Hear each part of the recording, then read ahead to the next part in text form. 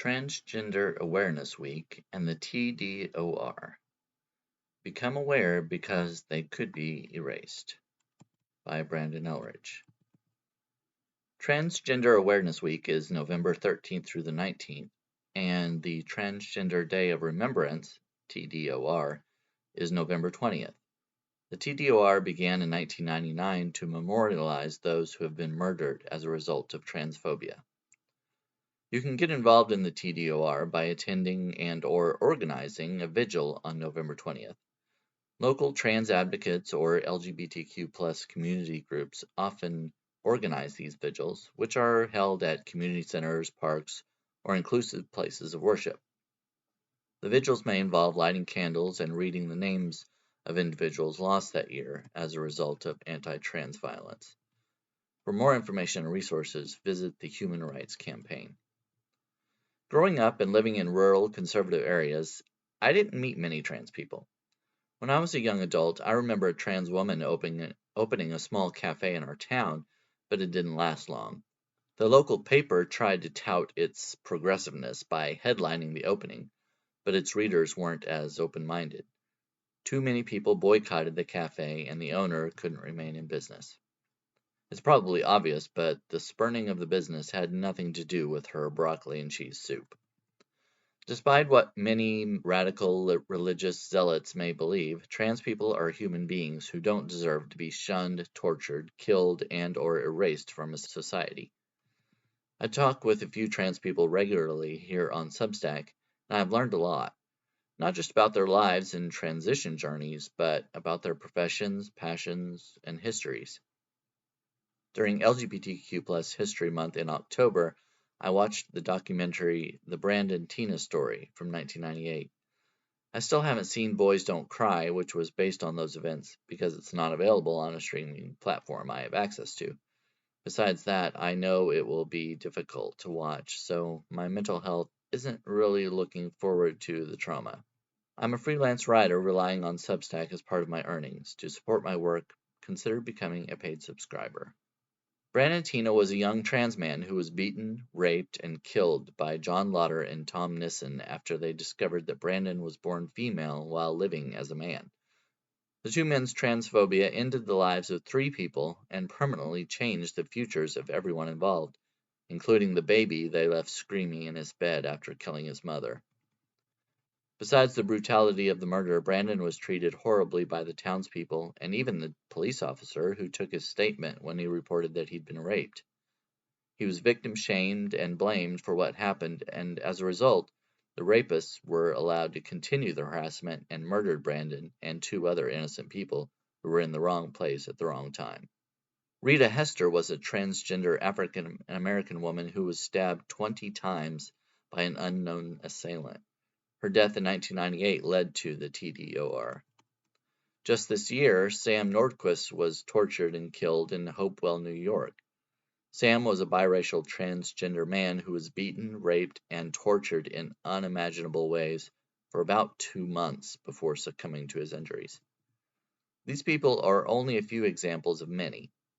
Forbes reports that 350 trans people were murdered in 2024. A majority, 93%, were Black and brown trans people. I'm convinced that many radicals would end the lives of transgender people if they could do it legally, some even in the name of religion. Since they can't, they attempt to change the laws that affect them. They want to end gender-affirming care, prevent them from entering bathrooms and other public places, restrict sports participation, make name and sex changes illegal on passports and licenses, and create national declarations that may exclude them from the limit of 2 official genders.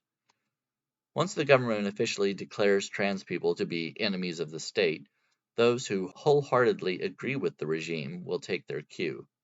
Outspoken right-wing radicals will get their hands dirty so politicians don't have to. Murder is still illegal, but societal erasure will do the job.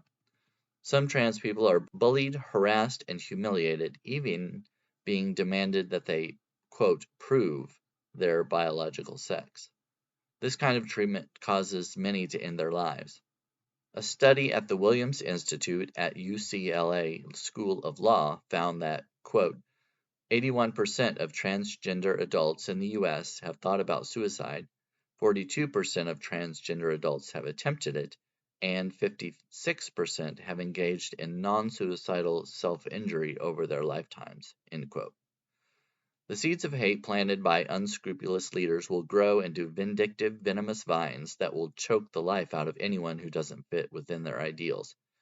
It'll begin with the trans community, but gay men like me won't be far behind. You still may not care, but after the LGBTQ plus community is successfully erased, who do you think will be next?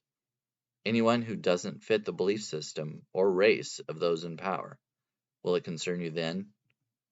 If you don't know a trans person, or maybe anyone else in the LGBTQ plus community, get to know one. Many have Substack accounts and have engaging, informative, and entertaining content. Simply being aware is the bare minimum. Keeping people alive should be a given. We need to do more than that because everyone deserves love and respect. Wendy the Druid is a trans woman who creates content about politics and issues affecting the LGBTQ plus community. She says, quote, at 53, I finally understand that survival isn't enough. Visibility, love, and relentless truth-telling are the weapons that keep us alive.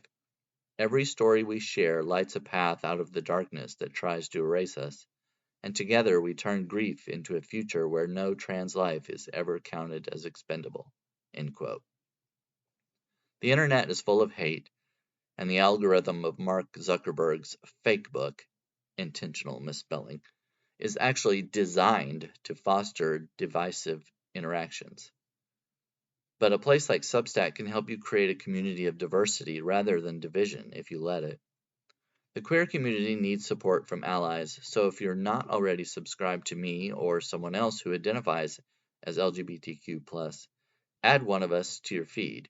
Make yourself aware of the diversity around you, and especially this week, reach out to someone in the trans community. Tell them you see them, you want to learn their story, and you support their right to live. Show them some love.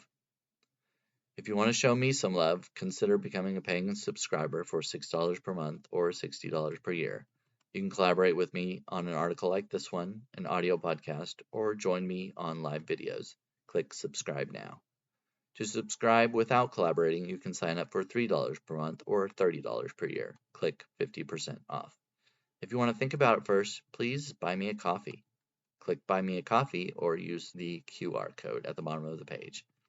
I appreciate any support you're willing or able to offer.